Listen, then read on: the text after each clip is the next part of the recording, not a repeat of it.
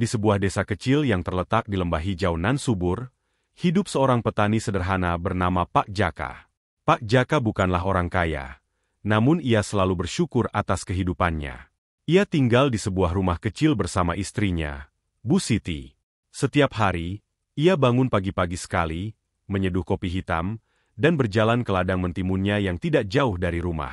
Ladang itu adalah sumber penghidupannya, tempat ia menanam mentimun dengan telaten dan penuh kasih. Suatu pagi, saat Pak Jaka sedang mencangkul di ladang, matanya tertuju pada sebuah makam tua di sudut ladangnya. Makam itu kecil, dengan batu nisan yang sudah lapuk dimakan waktu.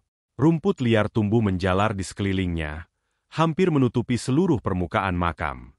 Pak Jaka ingat, ketika ia masih kecil, almarhum ayahnya pernah bercerita bahwa itu adalah makam Mbah Sastro, seorang sesepuh desa yang dihormati karena kebaikannya. Namun, setelah keluarganya pindah ke kota, tidak ada lagi yang peduli dengan makam tersebut. Pak Jaka termenung, merasa iba melihat keadaan makam itu. Kasihan sekali.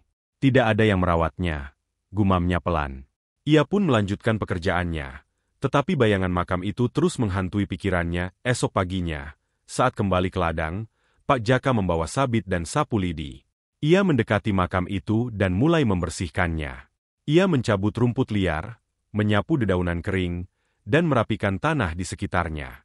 Setelah selesai, ia duduk sejenak di dekat makam itu, mengusap peluh di dahinya. Semoga tenang di sana, Mbah Sastro, bisiknya pelan sambil melipat tangan, mendoakan arwah si pemilik makam. Sejak hari itu, merawat makam Mbah Sastro menjadi kebiasaan baru bagi Pak Jaka. Setiap kali ada waktu luang di ladang, ia menyempatkan diri untuk membersihkan makam itu. Bahkan, ia mulai menanam bunga-bunga kecil di sekitarnya agar terlihat lebih indah. Apa yang dilakukan Pak Jaka menarik perhatian beberapa tetangga. Ada yang memuji tindakannya, tetapi tidak sedikit pula yang mencemooh. Untuk apa repot-repot merawat makam orang yang bukan keluargamu? Tanya salah satu tetangga suatu hari. Namun, Pak Jaka hanya tersenyum. Kebaikan itu tidak perlu alasan. Kalau kita bisa melakukannya, kenapa tidak? Jawabnya singkat. Bu Siti, istrinya, awalnya juga sempat heran melihat kebiasaan baru suaminya. Mas Jaka, kenapa kamu repot-repot merawat makam itu? Bukankah ladang kita sendiri sudah cukup menyita waktu? Tanyanya suatu malam. Pak Jaka menjelaskan dengan lembut. Aku hanya merasa iba, Bu. Kalau bukan kita yang merawat, siapa lagi? Lagi pula, doa-doaku di sana mungkin bisa menjadi berkah. Bukan hanya untuk arwah Mbah Sastro, tapi juga untuk kita. Bu Siti mengangguk pelan. Ia tahu suaminya memiliki hati yang tulus, dan ia mendukung apapun yang dilakukan Pak Jaka selama itu adalah kebaikan. Hari-hari berlalu, dan kebiasaan Pak Jaka merawat makam itu tetap ia jalani dengan ikhlas. Tidak ada yang berubah dalam kehidupannya selain rasa tenang yang ia rasakan setiap kali selesai membersihkan dan berdoa di makam itu. Ia sama sekali tidak menyadari bahwa kebaikan kecil yang ia lakukan sedang menunggu saat yang tepat untuk kembali kepadanya dengan cara yang luar biasa. Suasana di desa mulai ramai saat musim panen tiba. Petani-petani sibuk di ladang mereka masing-masing, termasuk Pak Jaka. Biasanya, panen mentimun Pak Jaka cukup untuk dijual di pasar desa dan mencukupi kebutuhan hidup sehari-hari. Namun, tahun ini berbeda. Ketika Pak Jaka memulai panen, ia terkejut melihat ladangnya penuh dengan mentimun yang tumbuh lebat. Tidak hanya jumlahnya yang melimpah, tetapi ukuran mentimun itu juga lebih besar dari biasanya. Kulitnya mengilap, dan rasanya lebih manis. Keranjang demi keranjang diisi mentimun segar, dan itu baru sebagian kecil dari ladang. Bu Siti yang membantu di ladang sampai kehabisan kata-kata. Mas, apa ini tidak terlalu banyak? Biasanya kita panen tidak sebanyak ini, katanya sambil meletakkan keranjang terakhir yang ia bawa ke pondok kecil di tepi ladang. Pak Jaka hanya tersenyum. Aku sendiri bingung, Bu. Tapi mungkin ini rezeki dari Tuhan. Mungkin tanah ini sedang subur tahun ini. Panen itu terus berlanjut hingga hari berikutnya. Tidak seperti tahun-tahun sebelumnya, di mana panen selesai dalam beberapa hari, kali ini membutuhkan waktu hampir seminggu untuk memetik semua mentimun. Anehnya lagi, tanaman mentimun itu terus berbuah meskipun sudah dipanen berkali-kali. Biasanya, tanaman mentimun akan habis masa produktifnya setelah 2 atau 3 kali panen. Namun, tanaman Pak Jaka tetap segar dan berbuah tanpa henti. Karena rasa penasarannya semakin besar, Pak Jaka memanggil temannya, Pak Wardi, seorang petani senior yang sudah berpengalaman di bidang pertanian. Mereka berdiri di tengah ladang, memandang hamparan tanaman mentimun yang luar biasa subur. Pak Wardi memetik salah satu mentimun, mengamati dengan seksama, lalu menghela napas panjang. Jaka, ladangmu ini luar biasa. Tanaman ini tampaknya tidak mengenal musim atau batas waktu. Ini bukan hal yang biasa. Apa kau memakai pupuk khusus atau teknik baru? Tanya Pak Wardi sambil tersenyum kecil. Pak Jaka menggeleng. Tidak ada yang berbeda, Pak Wardi. Aku merawatnya seperti biasa. Aku hanya memberi pupuk alami dari kotoran ternak. Seperti yang kulakukan setiap tahun. Pak Wardi tersenyum sambil menepuk bahu temannya.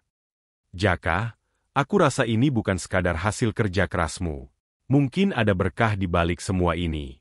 Kau tahu, aku sering melihatmu merawat makam Mbah Sastro di tepi ladang ini. Tidak banyak orang yang mau melakukan itu, apalagi kau tidak memiliki hubungan darah dengannya. Kebaikan seperti itu tidak akan pernah sia-sia. Tuhan pasti punya cara untuk membalasnya. Pak Jaka terdiam mendengar ucapan itu. Kata-kata Pak Wardi membuatnya merenung.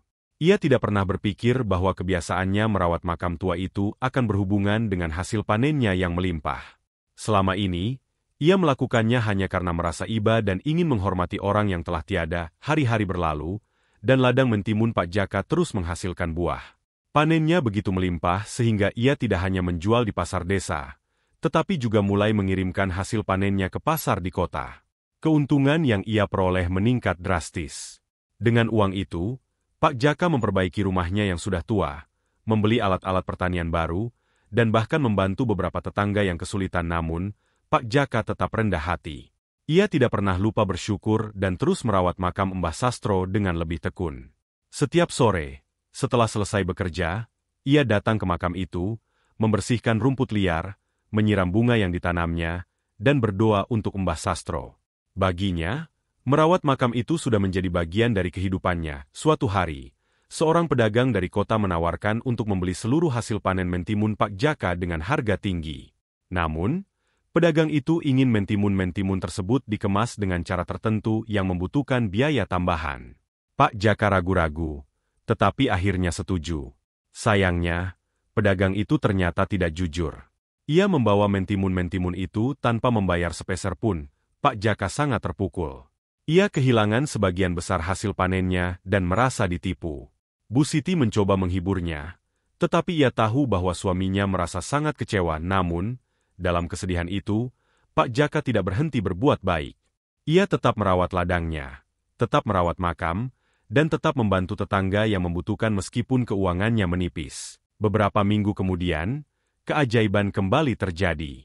Tanaman mentimunnya yang seharusnya sudah habis masa produktifnya, tiba-tiba kembali berbuah lebat. Berita tentang ladang ajaib Pak Jaka menyebar ke desa-desa sekitar, bahkan sampai ke telinga pejabat desa dan wartawan. Banyak orang datang untuk melihat ladang itu, dan beberapa bahkan meminta nasihat dari Pak Jaka tentang bagaimana ia merawat tanaman. Pak Jaka tidak menyombongkan diri. Ia selalu berkata, semua ini karena berkah dari Tuhan. Aku hanya mencoba merawat apa yang dipercayakan kepadaku dengan sebaik-baiknya. Dalam hati, Pak Jaka yakin bahwa semua berkah ini adalah balasan dari Tuhan atas kebaikan kecil yang ia lakukan selama ini. Ia belajar bahwa kebaikan yang dilakukan dengan tulus akan selalu kembali. Meskipun dalam bentuk yang tak terduga. Kini, Pak Jaka hidup dengan lebih sejahtera, tetapi tetap sederhana. Ia terus merawat makam Mbah Sastro, ladangnya yang subur, dan hubungan baiknya dengan tetangga. Ia menjadi teladan bagi banyak orang di desa itu, mengajarkan bahwa kebaikan, sekecil apapun, tidak akan pernah sia-sia.